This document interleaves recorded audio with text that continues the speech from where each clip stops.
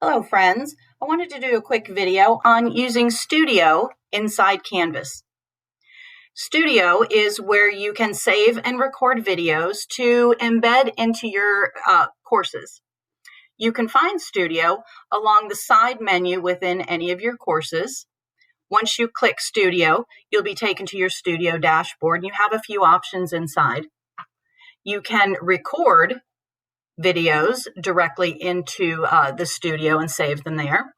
You can do either a screen capture, and that allows you to record anything going on within your browser on your screen. You can also opt to do a webcam capture, and that records you speaking to your classroom.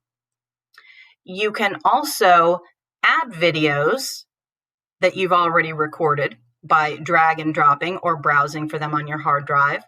You can also bring in YouTube videos. Those will all be stored here within your studio dashboard. If you want to record yourself doing a webcam capture, it will launch a screen. You hit start recording, you'll get a countdown. And there you will be recording to your students.